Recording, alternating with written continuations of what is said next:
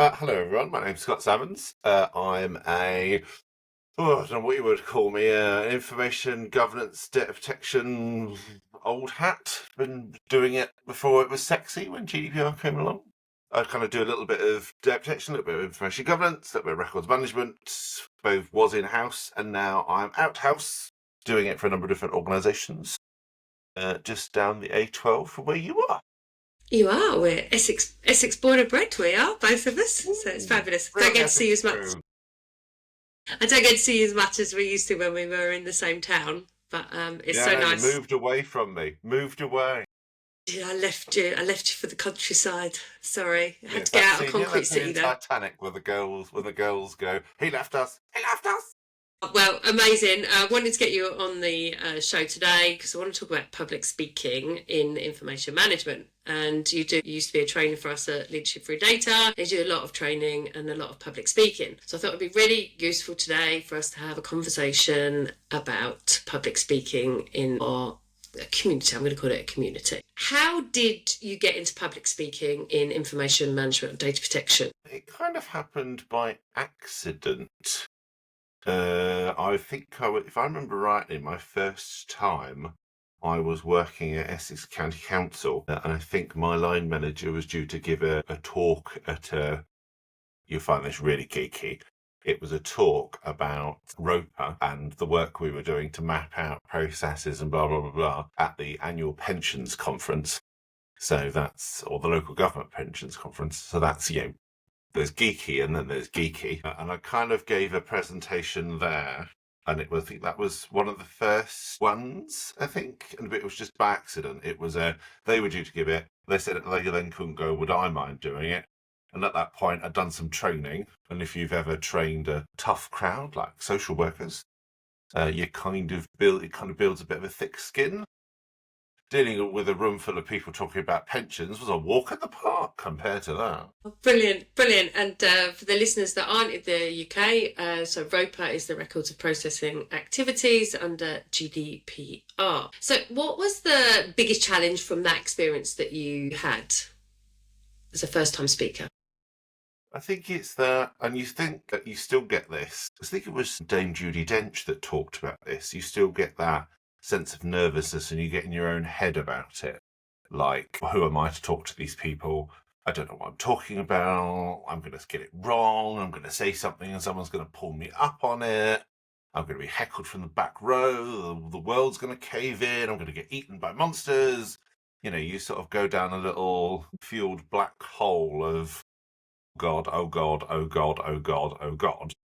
And then you actually do it and find it wasn't that bad. But you still go back to every single time, oh God, oh God, oh God, oh God.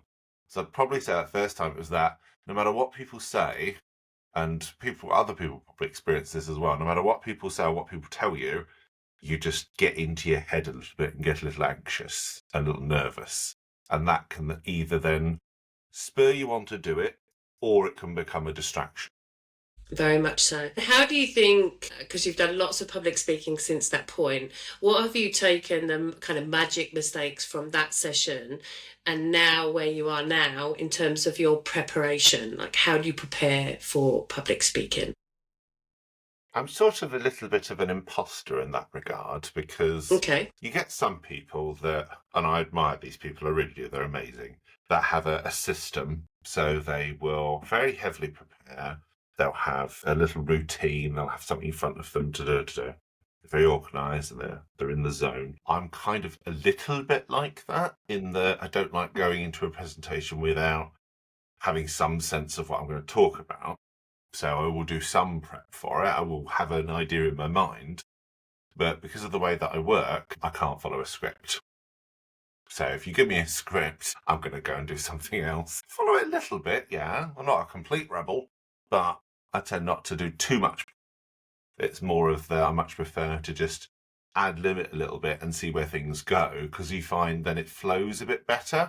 Mm-hmm. And for me, it's kind of it's more of a conversation, more like you're talking with people than you're talking at them. On that exact point, actually, I was invited, so I was given an honorary fellowship at the Institute of Information Management Africa, and as part of the induction ceremony, where you're inducted into the fellowship, you have to give a presentation, and you have to give it in a certain way, so you have to do it in a certain way.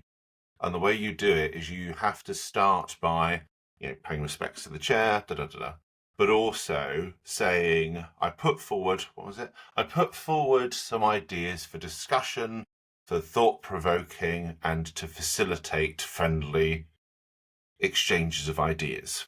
So it's not a I'm right, you're wrong. It's a here's some ideas for people to discuss. I quite liked that. That was a nice way of just setting it up as a, look, this isn't a lecture. No, I'm not talking at you. I want to talk with you. And it's really interesting because I'm a key I can't get the words out. A key planner and preparer for presentations. So there's key things in there, Scott, that it's always good to have a plan, like you said, and prepare, but not over prepare, because then you can come robotic in terms of your delivery. Like you said, a script, so you need to make sure you have I would say draft script. You practice your presentation so it becomes a muscle memory, but then you have an area for flexibility. And certainly when you're looking at engaging the audience as well, you have to allocate those particular engagement timing into your presentations. Now, if you were doing, like I say, a TED Talk, for example, you would have to practice, prepare, because that's in a certain allocation time that you don't allocate for engagement from audiences. Yeah. Now, I do strongly believe that there are certain people that are natural public speakers. So, for example, I'd definitely put you in a category. That's sometimes that you can make sure you have that sort of brief presentation preparation, and then you can naturally adapt your skill sets and your conversations and your topics to the audience, and make sure you have that within the time frame, because I'm a big thing that time is really important for people, and certainly in our industry that we need to be making sure that the time people are sitting in presentation is useful and valuable. We're not stealing their time delivering dry, unengaging, uninformative, without takeaway messages. So they're the kind of things that I would get. I definitely think with training, you can have a more area of flexibility. TED Talk is you need to make sure that you have your script and you're down with your script. And then there's this area in the middle that I think is around conferences as well, that we've just kind of touched on. Now, you talked about routines, so addressing those nerves, and I kind of want to get a little bit more into how you address your own nerves. I have done my practitioner certificate in neuro-linguistic programming, and one of the things they teach you is what they do with Olympians. So you might see some Olympians have like headphones on when they're sort of walking in, or they're doing something, or whatever it might be. And people think, oh, that's a weird thing to do, or are your ears cold in the swimming pool? That's sort of, why are you doing that? And it's all about anchoring. It's all about putting yourself in a better position based on music or something that's familiar to you, or just something that triggers a more calm mood. So for presentations where I'm particularly nervous, because it's either a tough crowd or it's a big crowd, and the potential to go wrong is far more if there's more people there, or if it's giving a presentation to a load of other data protection people, because it's if I say something wrong, they're going to savage me. They won't, but in my head they will. I have a particular song that, no matter when I hear it, always puts me in a good mood.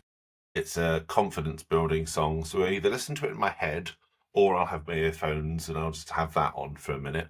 Usually a couple of minutes before, not immediately before, because it's a bit weird if you then go from one to another, but just a couple of minutes before, have that on, either in my head or in the earphones, and then go straight in, because that way then you won't be on complete cloud nine, but you would have calmed yourself down enough to go, right, and we're off. Fantastic. Yeah, so I would always advocate having a routine that can settle your nerves. There's also breathing techniques as well, where you can do meditative breathing, that you can calm your heart rate down, so you can really set yourself up well. And there's also, you talked about, like, some people can get so nervous that they get this sick feeling in their belly. Mm-hmm.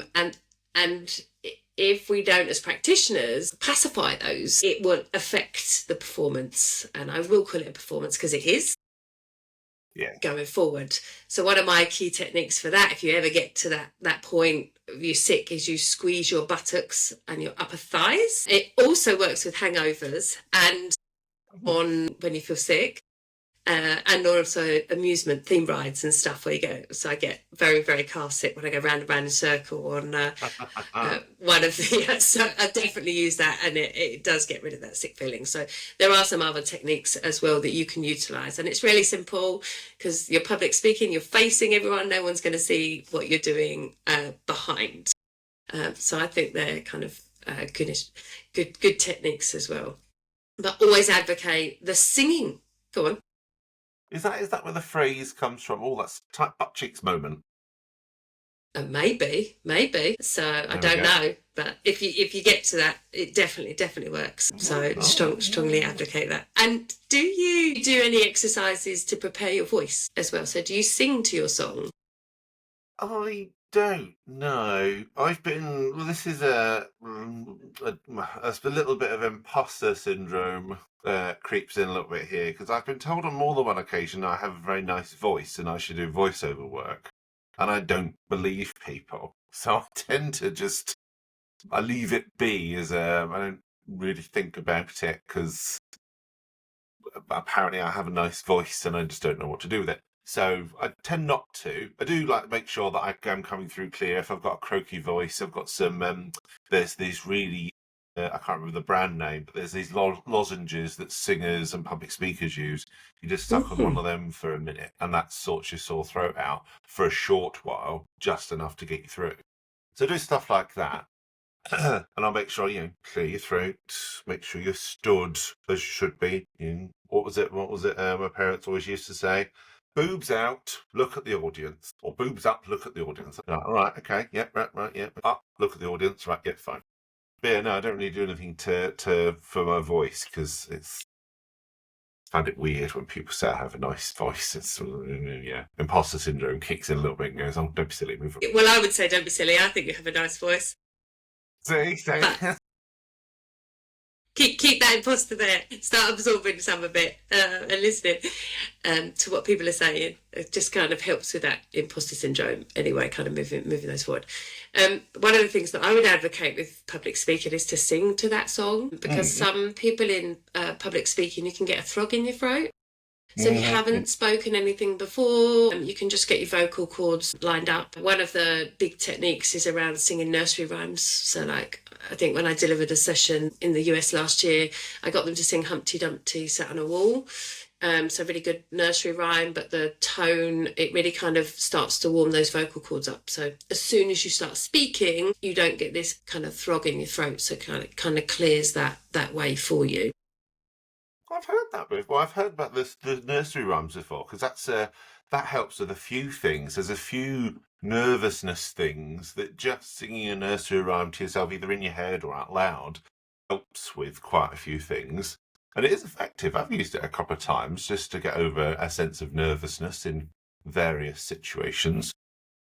I don't know, it was good for that as well. That makes logical sense. Yeah. Noted. Avoid dairy and coffee an hour before you talk, because dairy can give you some. When I say talk, I say a presentation or public speaking, because dairy can give you that phlegm. And coffee, there's something about coffee that I'm rubbing my neck here that can affect your vocal cords as well. So they're the two extra things. So alcohol. Dutch courage is an urban myth. Or avoid it the night before. Don't have a hangover when you talk. Which kind of leads me on to my next question for you. What things do you think that industry do wrong with public speaking, and what tips could you give them to improve? Well, actually, there's two things. One of the things that I saw at, because there's a privacy conference I go to twice a year, and one of the rules they have about facilitating questions and getting questions from the audience is no monologuing, no grandstanding. If you start your question with, can I just add, or a statement, you will be shut down as a, no, this is time for questions only. I think that's really good, because we do have a habit, and I think all professions do this, it's not just us. We do have a habit of going, oh, yes, and feel like we need to relate or add something to it or co-validate ourselves. And actually, it's no, this is a time for questions, not for validation. So for the meeting organisers to just facilitate that and make it very, very clear, this is time for questions, not for repeating back what they'd said or adding your own take on it or anything like that. That's very good. I think that just gives the speaker a little bit of breathing room to actually deal with genuine questions and pull out the issue. But it also then means you, as a speaker, you then don't get that, because if they add something to it, you then punish yourself and go, oh, yes, I should have mentioned that. Or, oh, yes, it's just not constructive, in my view. So I think that's definitely. I don't like 20-minute talks. Like, if it's like something like this, where we're having a conversation, yes, works perfectly fine. But if you're giving a presentation on something, you want to go through something, 20 minutes just isn't long enough to really get into the nooks and crannies of what it is you want to talk about. So if you're there at a conference to take something away, to really learn and get as much as possible, and you've got a 20-minute talk on something, you're going to get something from it. That is true, yeah. But you're not going to get, there's just no time to really extract as much as you can from it. Just don't like 20-minute talks. I think it should be at least half an hour. I know it's only 10 minutes, but you can cover a lot of ground in that 10 minutes. At least half an hour, and some topics should be a little bit longer. Not too long, because you will lose people. And, being an ADHD person, you more than an hour and you've lost me. So, but 20 minutes is just not long enough. I think it needs to be a little bit longer than that. And I think respecting the topic shows if you give it the time it deserves. Yeah, and I think the topic's really a key thing here as well, and the outcomes that you want the audience to take away from it. So the time, I agree, 30 minutes is a good, certainly for a conference or a key piece of information you need to deliver. And then it's the active engagement. So you said, I'm another fellow ADHDer, that I think the concern is that they short it to 20 minutes, so it keeps attention span. But actually, if you had 30 minutes and ensured that everybody did engagement activities within that session time, that would actually be far more beneficial for those things. So that's kind of the one thing that I would advocate. I really like a 90-minute workshop.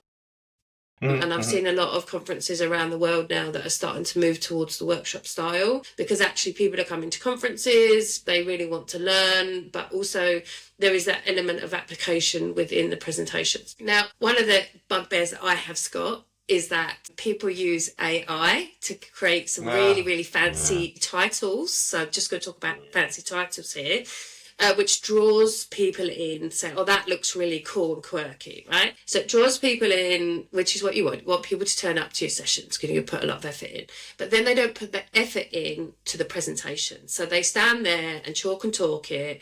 They don't really apply any of the public speaking principles. They, steal people's time because somebody's going to have to sit there and watch them read off their presentation, those types of things. Don't think about audience engagement or throwing out for questions. So that's the one thing that I'm really, really passionate about trying to change in our industry, that actually we are so many important things to say. Information is gold, protection, we need to protect it, but actually us as information leaders need to be responsible for how we're delivering those messages. And public speaking is a really, really big thing that we need to do much, much better. One of the things our audience as well on that exact point, because I went to a conference recently, and it was very good. There were really good topics. Love jumping what you do, but it just felt like we're preaching to the converted.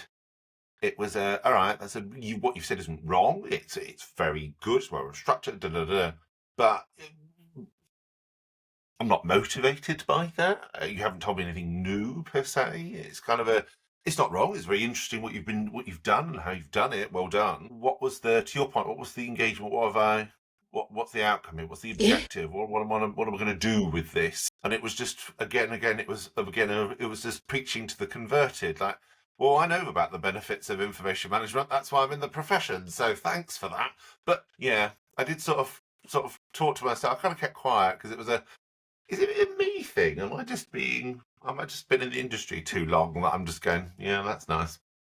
No, what about it's and the thing is that the audience is key. So I want to talk about storytelling in a minute, and this kind of links to storytelling because you have a certain amount of stories that you would deliver a presentation to. So I would always advocate crafting a story around public speaking, training, presentation. Now you have to decide as a deliverable, someone delivering a presentation, is what is the key takeaway that you want the audience, but also what feeling do you want them? Do you want them to be inspired? Do you want them to be motivated? Do you want them to buy a product? Do you want them to action something? And they're kind of the key 4 things that you need to get that. So had they delivered that presentation to you with that solid outcome, I want to inspire you to have the benefits of information management and go and tell the rest of the world, you would have had a better feeling from that presentation and a takeaway from it. So it's not about how long you're in the industry, it's about who's presenting that type of information, and it's the audience. The audience are the hero, not the deliverer.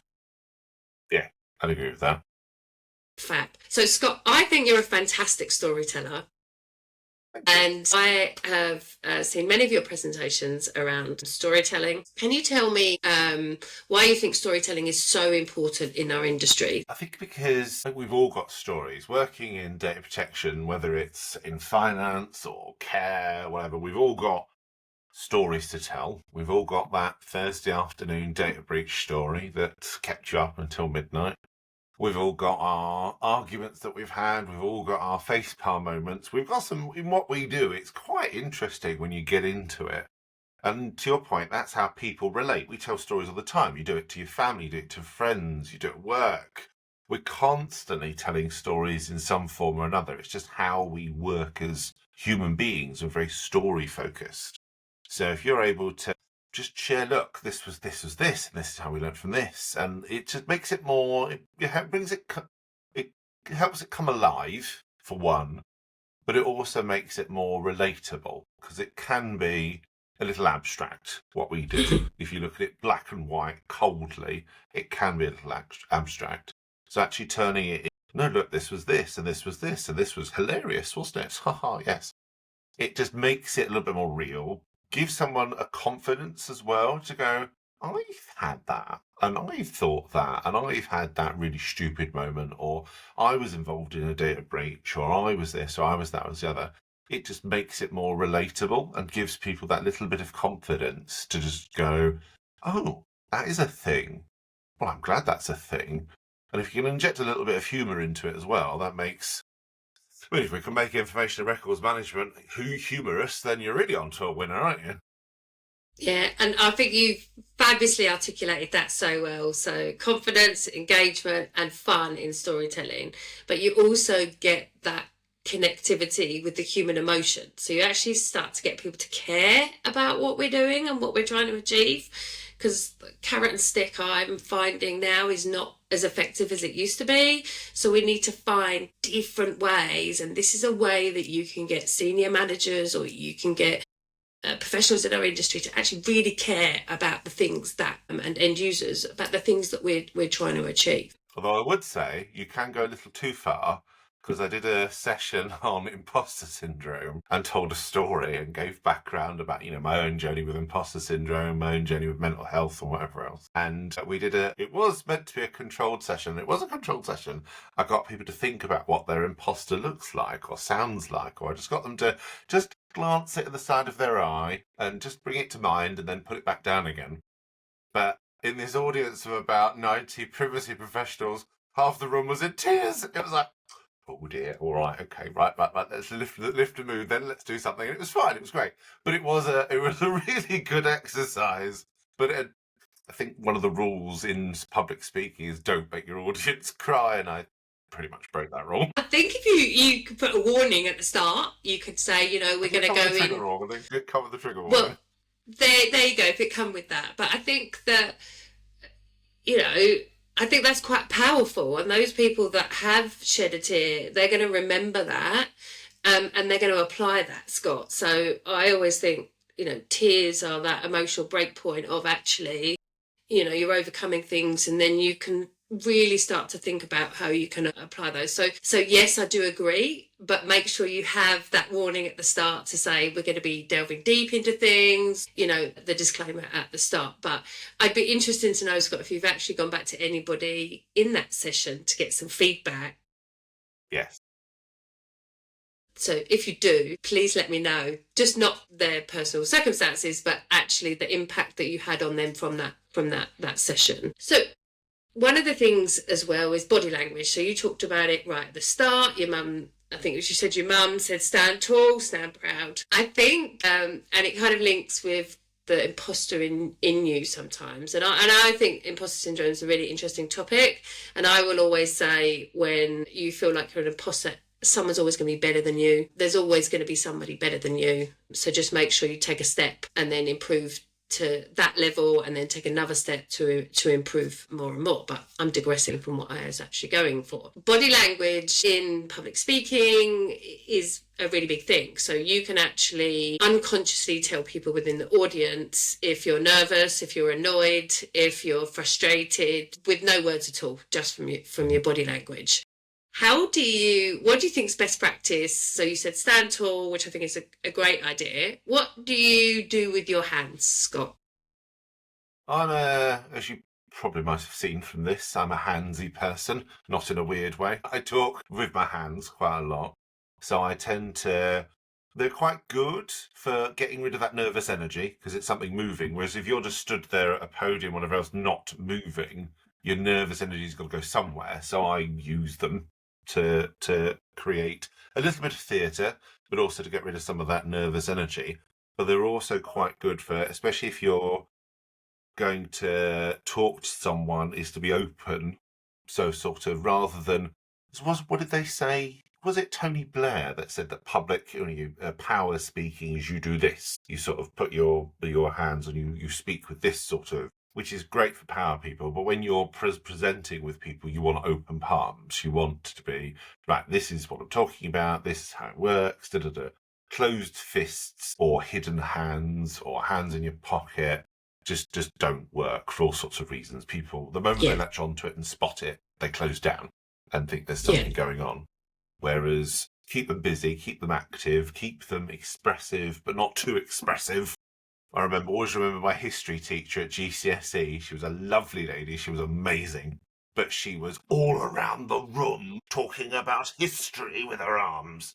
And it was like, okay, all right, that's a little too much. But so you kind of want them to be moving, but not too much moving. Just a little something that flows, like you would when you're talking with your friends, that sort of thing. Something that flows, something that works, but it's not too. Yeah, 100%. So you use the right word. So open body language, not close. So you can actually Google online to see what they are. And also what they say with public speaking is to make sure that you keep your expressions, your hand gestures in the upper half of your body. So everything in the upper half is perfectly fine. When you're standing and receiving, you can actually stand with your hands like this, and I'm sitting at the minute, but underneath your belly button. And just, it's a natural pose, but you'll cause no offence to anybody. So don't put your hands in your pockets, just kind of that natural pose. Or behind your back, because that used to be so I inherited this from my grandma. She used to stand at her window and with her hands behind her back and just sort of look out. So I've kind of inherited it as a comfortable place to stay. Or to sit, or to stand, sorry. But that can be interpreted as what you're hiding, or you're going to start serving me something, or it's just a little bit of a weird way to stand. So, yeah, you kind of want them. Just hold them politely at the front.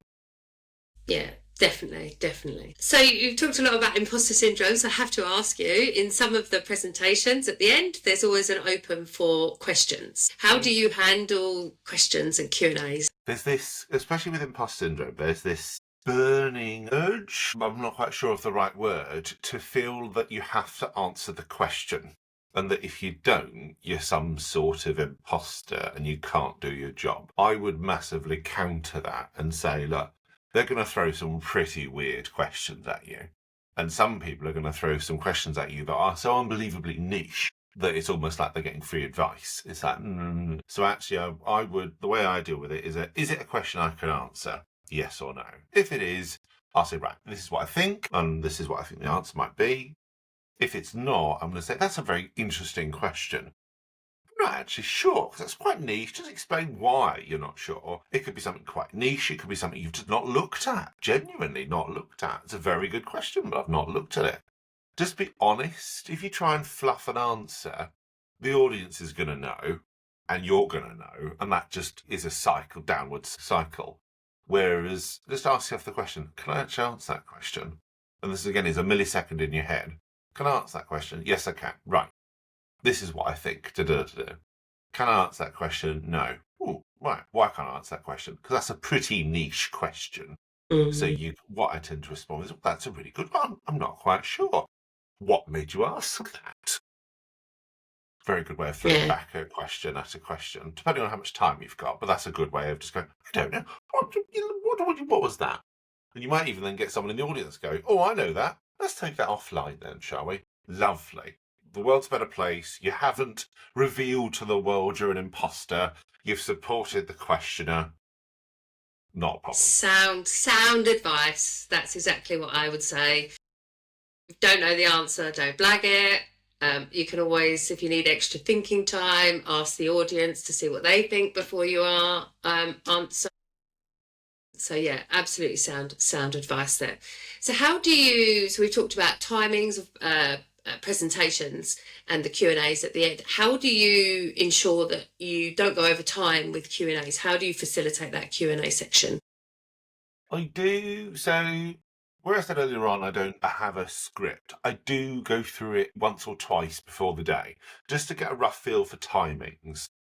So even if I throw in a story or throw in an anecdote or something pops into my head and I go, oh, actually, that's quite a good thing to talk about as well, I'll still get a feel for how long it takes me. Excuse me, and where the certain key points are. So if I know that story is coming 3/4 of the way through, and a quick look at the clock shows that I've got 10 minutes left, then I've got a problem and I need to do something about it. So I try and practice first so I know how much time I've got, and I then know how much wriggle room I've got. Because I think questions are important, but also, again, it depends on what you're pitching as well. To your point earlier on, like, what's the point? Because if you're pitching something quite thought-provoking and you want to get discussion going, then you want a good amount of time for questions. Because there's nothing worse than having a really good topic, but only time for one question. So you kind of want to make sure it's there. Whereas if this is more of an informative FYI thing or a motivational thing, maybe not. There isn't quite as much of a need for questions. It's still there, but not quite the same. So I tend to work out, to your point, what's the point of the presentation, and do I actually then want to give people more time to ask questions, and who is the audience as well? Because some audiences don't ask questions. No, they don't. They want to, but they just don't do it. So it's like, okay, well, if this is like when I spoke at the pensions conference, is a group of pensions people really going to ask me in-depth questions about records of processing? No, they're not. They might ask some questions about some of the benefits, but they're not really going to ask a lot of questions. So that was more of all right, we've got a couple of minutes, a couple of questions. Lovely. Everyone was happy. Fab. And what resources or tools can you suggest for our industry to improve their public speaking skills? There are, well, first off, I'd say do it. Just do it. If you get an opportunity to do it, do it. Whether that's internally presenting to stakeholders, whether it's giving a presentation to your team if you're part of a team, just any opportunity, even if it's just your local pub quiz needs an assistant, someone to call out and a herd cat. Go and do that. That's public speaking in its most simplest form. Any opportunity you can get to just put yourself in front of a group of people, the more you get used to it and the more you can build up confidence doing it, so that eventually, once you've done it time and again and you've built up experience, you know what you're doing, you can then be one of those people that stands in front of an audience of 500, 600, 1,000 people giving a presentation on X, Y, and Z. Yeah, 100%. And there's lots of resources that people can use. They can listen to this podcast for good tips. I have put a section in my new book as well that's around planning the 5 Ps of public speaking, which is in there. You can also get a coach or you can find somebody that you really like who delivers presentations really well and then utilize some of their ideas. But one thing I would say is make them your own. There's a wide range of other books as well around public speaking. You could just go on Amazon and public speaking books as well. So there's a wide range of things that you can do. So rather than having a bookshelf directly behind me, mine faces this way, so you can't actually see it. But I've got a few down here, including one of the ones I quite liked was How to Run a Great Workshop by Nikki Highmore-Sims. That's quite a good book. Not just running great workshops, brilliant workshops. So, Fab. There's some good ideas in there. And there was also, because I'm doing my teaching qualification at the moment, because I teach apprentices, I'm doing my level 3 teaching and learning qualification. There's another book that I found really useful. I think Ibrahim got me this, actually. It's a book called What the Best College Teachers Do. And it kind of gives you stories of, they've kind of interviewed some of the best college teachers across America and asked them, like, how do you communicate with students? How do you do this? How do you do that? How do you pose the right questions to your audiences? That sort of thing. That's really good as well. Highly recommend. Fabulous. Amazing recommendations. Thank you so much. So let's talk about feedback now, Scott. Lots of people, and you just raised your eyes at me, because lots of people fear feedback, whereas I always think feedback is a really, really useful tool. It sets us into a different mindset, so more into a growth mindset rather than a fixed mindset of sitting us as a high expert. But tell me how important you think feedback is to become a better speaker and how someone can use it usefully rather than fear it. I think it's really useful. I think the problem is in the past we've done it badly. And what I mean by that is often when you ask questions about, like when you give a training presentation, for example, and you ask people how was it? And people feel polite. So unless it's really bad, people tend to give some really generic sort of bits of feedback, which don't really help. Because you don't get anything from it as a speaker as okay, all right. Did it work though? Was it effective? Did you learn something from it? Did you do this, do that, do that? We kind of, as the British, and this is different for other cultures, very much so, but as the British, we kind of we feel sort of honour bound to give polite feedback. And in the past, we've asked some pretty generic questions that kind of then prompt polite feedback.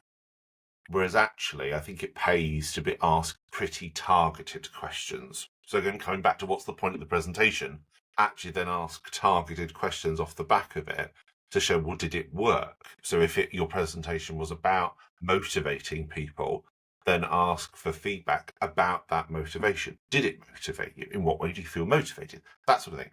That way then you can take that feedback and go, right, that worked. I did achieve the objective. People did come away motivated. Or if they didn't, what didn't work? What didn't resonate? Was it the content? Was it the speed? What didn't quite get the objective? And I would also say not to take it personally, because again, as an imposter syndrome, we can take it as and I've had training courses where it's been radio silence. No matter what you do, no one engages. You get the bare minimum responses to questions. And no matter how you try and get them involved, no matter how you try and change tack to see what works and what they respond to, you just get radio silence. But at the end of it, they're like, yes, very good, yes, I learned this, and I learned this, and I learned this, it's great. You're like, I don't understand how that can... Are you just being... The feedback for me, personally, I then just ignore all the feedback as well, that was one hour of pulling teeth. None of you responded or engaged in any way. And yet, apparently, that was brilliant. The two things do not reconcile. Yeah. It's like, yeah. So actually, targeted questions, not taking it personally, but also taking some of the generic feedback with a little pinch of salt and going, all right, okay, thanks for that. That doesn't really, that has value, but it's not massively. Yeah, agreed. Thank you for that. So last couple of questions from me. So let's talk about conferences now, because one of the big things for our industry is people to apply and speak at conferences. So what do you think, and this is on a global level, because a lot of our listeners are on a global, what do you think conference organisers can do to help speakers deliver better presentations in data protection and information management at conferences? I would say the first thing is be clear on what you want as a conference. It's a records management conference, for example. Okay, all right. That's a big umbrella, covers a lot of things. So if you're, even as an experienced speaker, if you've got a blank canvas, you really struggle to kind of come up with things. Because I don't know about you, but I'm like, I could do that. Oh, I could do that. I could do that. You then become, well, which one do I do? And I don't know, because it could be the audience would respond to this or respond to that, or I think this, but actually in 6 months' time it's that. That sort of blank canvas doesn't help. So you want a strong point. Way back when, conferences used to have points. You were like, party political conferences at the moment, they have points, they have outcomes. It's there to set the direction of the party for the coming year. Same sort of thing for these sort of conferences. It should be especially if it relates to a professional body, it's what's the point, where it should drive something. And therefore all the talks should be there to drive something. That could be better understanding of what's going on with AI. It could be better understanding of 365, or at the moment there's a big thing around training and recruitment. So it could be about driving about that.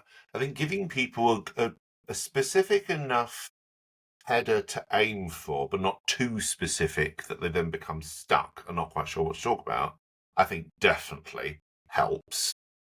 And also facilitating or asking the speaker, what's your outcomes? So what's the learning outcomes? What will people get from your talk?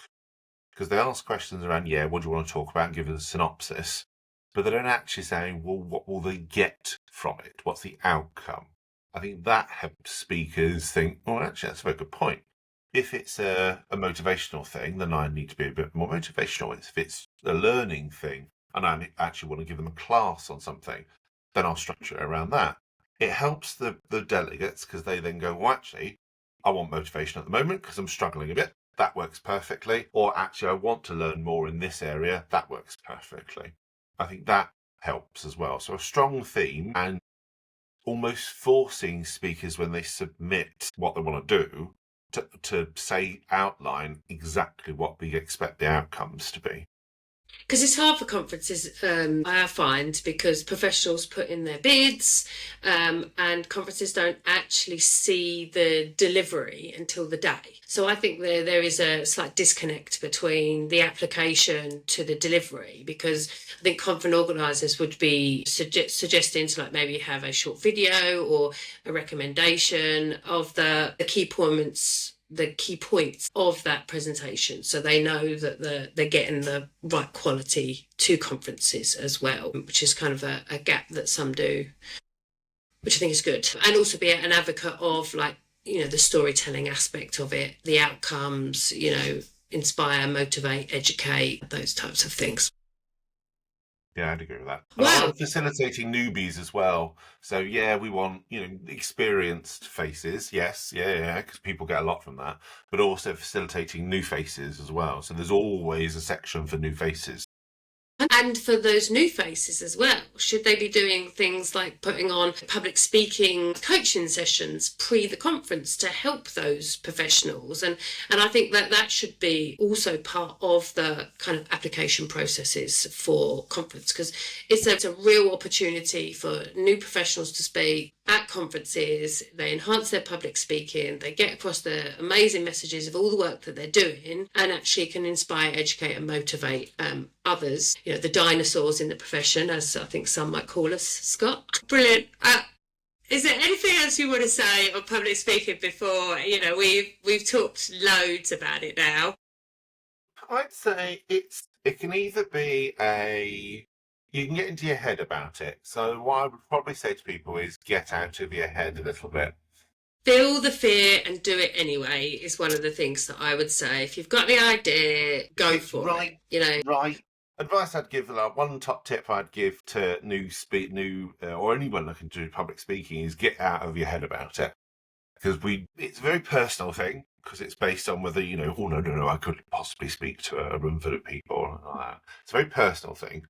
So this is by no way designed to belittle or bemean lack of confidence or shyness or personality types or anything like that.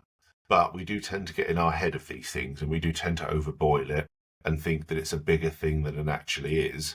And actually, if you just took a moment to just, whether it's a breathing exercise or whatever, just take a moment and go, actually, this isn't a big thing. The world isn't going to eat you up because you stood on a stage or stood in front of a group of 10 people. You'll be fine. It won't be a massive problem. World's not going to end. Yeah. Just do it. Feel the fear and do it anyway. And that's a great book to buy, by the way. Thank you so much, Scott. It's been absolutely amazing for your time. Thank you very much. Thank you for having me. Thank you for listening to the Journals of the Information Entrepreneur with me, Jacqueline Stockwell. I hope you found this episode inspiring and helpful and have some takeaway tips that can be useful to you. If you liked this episode, please like, review and share it with your friends. Your support helps us reach more information leaders to stay inspired and listen to great content. Want to test out your strengths and weaknesses and measure it against our Empower framework? Please complete the scorecard. It's a great way to improve and evaluate your skills. You can find the scorecard at the end of the description of this podcast. Stay tuned for a new podcast every Thursday, and remember to be bold, be brave and be beautiful.